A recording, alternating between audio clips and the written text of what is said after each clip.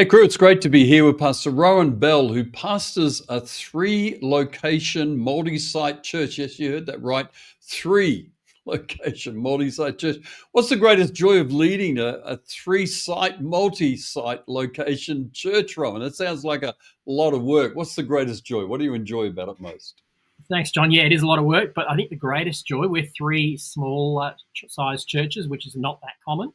But what it means is we have the opportunity to see more people get involved in ministry. So that's always been an exciting thing, is that there's just more chances for people to Hmm. engage in all the various different aspects of church life.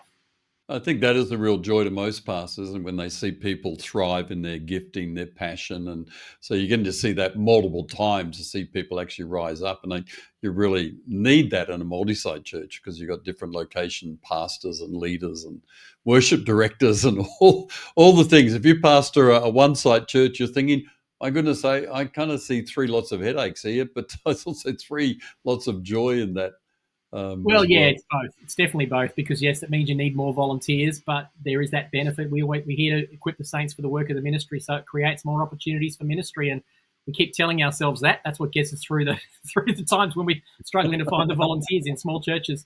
Now, if a pastor's watching this or a church leader and their church is thinking of even planting a site or adopting another church as a location, give us a bit of an idea of what mistakes should they try and avoid. Maybe mistakes that you have heard somebody else make because you would have made no mistakes at all. But Oh no, maybe not all. mistakes you heard of someone else making and you thought, you shouldn't make this mistake. You'll pay a big price. So what mistakes should they avoid? Don't be too idealistic. Start with that. I think having this idealistic view that hey, we're going to go multi-site and it's going to be amazing and we're going to just blow up and Wow. expand.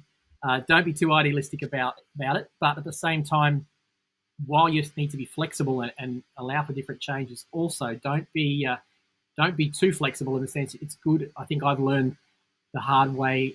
Get clarity around the model that you're looking Hmm. for. How is the Hmm. uh, resources going to be allocated? How are the personnel going to be allocated? Whether that is going to be highly centralized or highly autonomous or somewhere in between. I think getting that clarity up front is really important. Yeah, with that model area, did you start with one model and then move to a different model, or have you just developed the same model over the course of the years?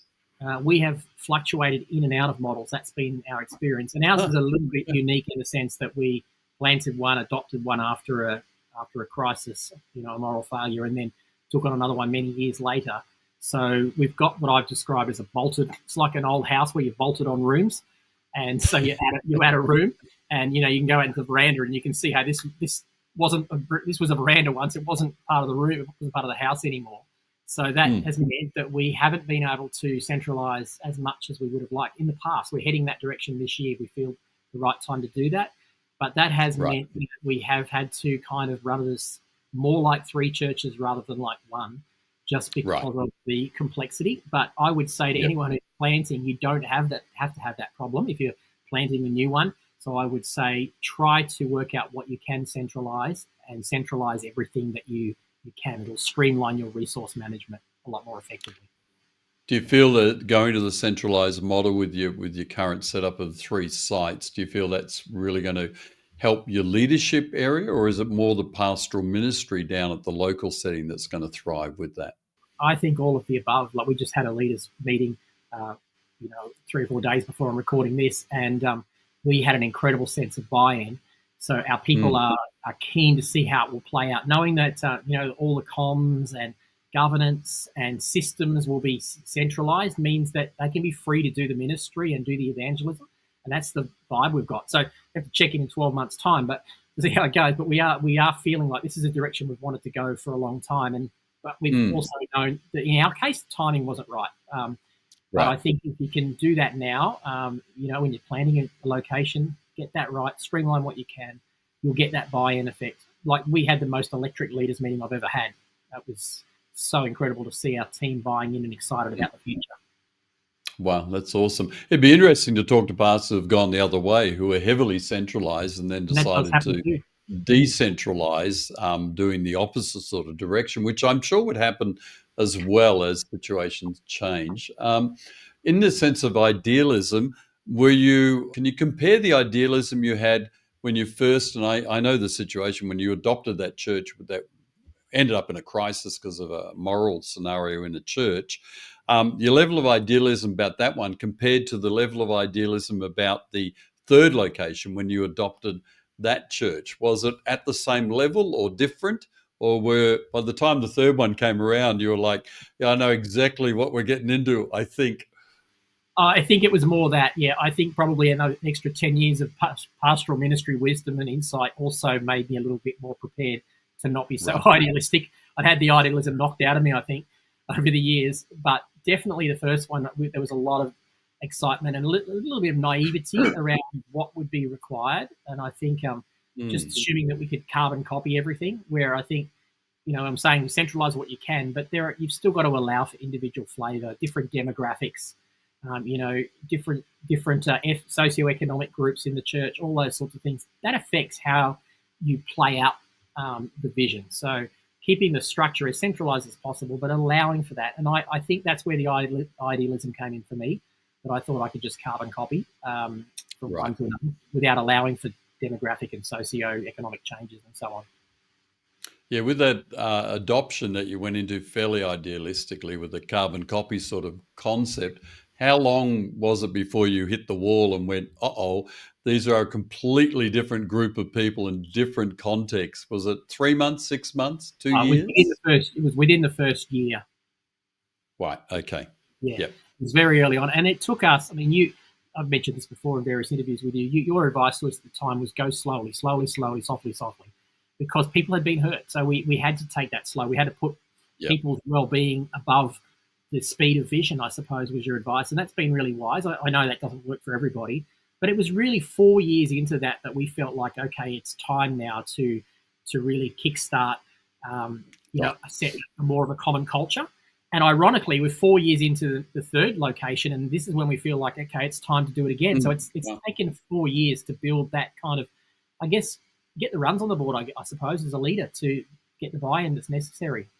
Yeah, I think I think these things, and I said to a pastor this morning I was consulting with, and I say it regularly, things will go slower than what you want them to. They will always go slower. They will not move at the pace of change that you want to. And you have to sometimes kind of just dial down, calm the farm about your expectations. And I think that's a really interesting thing, to understand your context. But even when you've understood it, then people understand who you are, then takes longer again. Even if day one, I understand the context, I understand these people, it's still going to take them a few years for them to understand you, especially when you're going to a church that is hurting, that's been harmed by a pastor, where there's been moral failure, broken trust. You cannot go quickly and just shovel chairs around. We're just going to move all this around and make it happen. It's people are a bit more sensitive to that sort of thing. What do you reckon is the biggest headache in multi-site churches? And I know we're going to see more of this happening, of churches being adopted and multi-sites happening. What do you think is the biggest headache, and what would you kind of wave the flag at to pastors who are contemplating multi-site? Well, if you're a small church like we are and you're doing multi-site, I can't talk to larger churches that have got like a mothership model.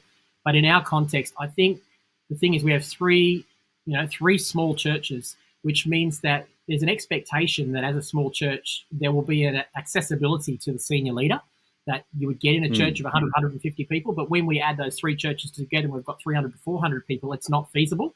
So it means that you need to clearly communicate what that looks like in terms of expectations, because on any given Sunday, you might have 60 or 70, 100 people in the room. So they expect that kind of proximity, that they can spend as much time with the pastor. So we've found that it has to be clearly communicated from the start. You need to have why we need the structures in place, so there's not that expectation on pastoral care being from the senior leaders all the time. That's a headache if it's not done well, and I don't think we've always done that well, and we've had to learn the hard way on that too. Yeah, I think that's the sort of message that going into a multi-site, if you're adopting a church, you really have to bang that drum loudly and very clearly and very lovingly as well, that look, we will be the senior pastor of the church, but we're probably not going to be here every Sunday. We're not going to be as accessible as the location pastor is of the site. I think that's a real great, really interesting headache to face. Rowan, it's been great chatting to you today about multi-site. Now, I will put a link to Rowan's church in the description below. If you'd like to hit Rowan up, Rowan's got multiple podcasts. He's on YouTube. He's running Instagram. I mean, he's doing everything today. He's all over the socials.